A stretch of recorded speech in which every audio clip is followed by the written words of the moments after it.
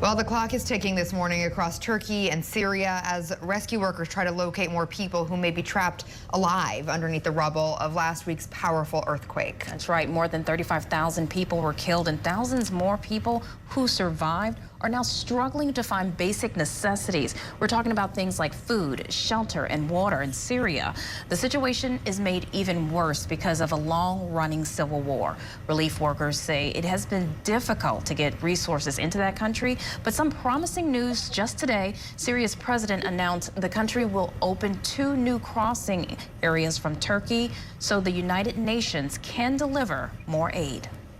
Here with us now to get a better sense of the humanitarian efforts underway is Bob Kitchen, Vice President of Emergencies and Humanitarian Action at International Rescue Committee. Thank you for being here this morning. Tell us some more about how your organization is helping the victims both in Turkey and Syria. Thanks for having me. On the Turkey side, we're providing funding straight into Turkish organizations operating on the ground. Turkey has a vibrant civil society, many people now acting to support their community members and families and networks. So we're giving them funding to help them distribute food and warm clothing and water, whatever people need.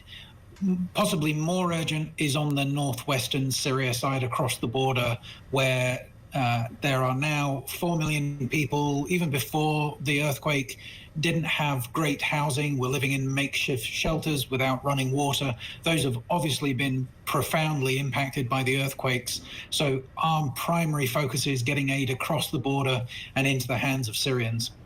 And we just talked about the fact that they have opened up these 2 new crossings. How is that going to help the people get what they need?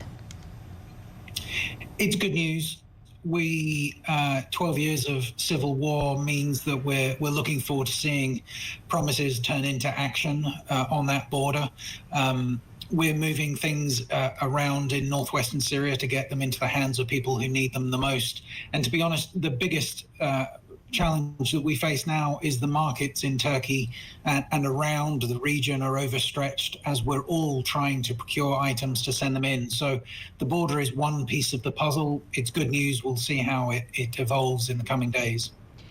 So tens of thousands of buildings were destroyed by the earthquake. We've seen photos and videos of the just absolute devastation. And so there are so many needs that need to be addressed. There's the immediate needs of where people go. Right now, it is winter and they need somewhere to go. But then there's also the plan that needs to be made to help rebuild in the future. Tell us a little bit about what is needed to help those people and kind of what comes first.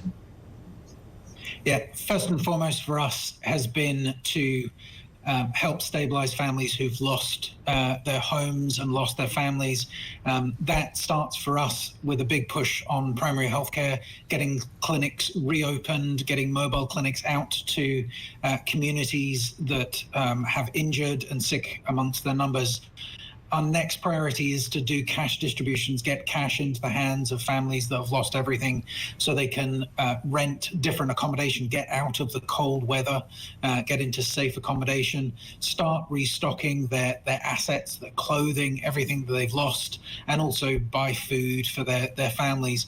And then as a close third priority is helping families just look after their kids and access services and just help them, give them some time to process the trauma that they've experienced. So there are 3 priorities in the next coming days.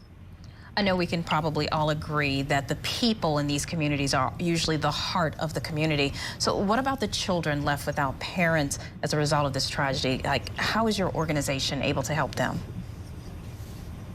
It's heartbreaking. We're working with families and communities to identify kids that have been left behind.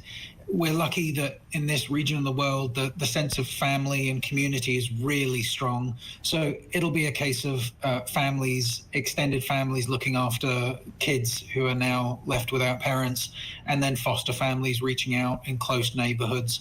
We'll play a role in supporting communities do that, but it'll be the communities that respond themselves with a sense of care that is really needed right now. And for anyone watching at home who wants to help, how can they get involved with your organization?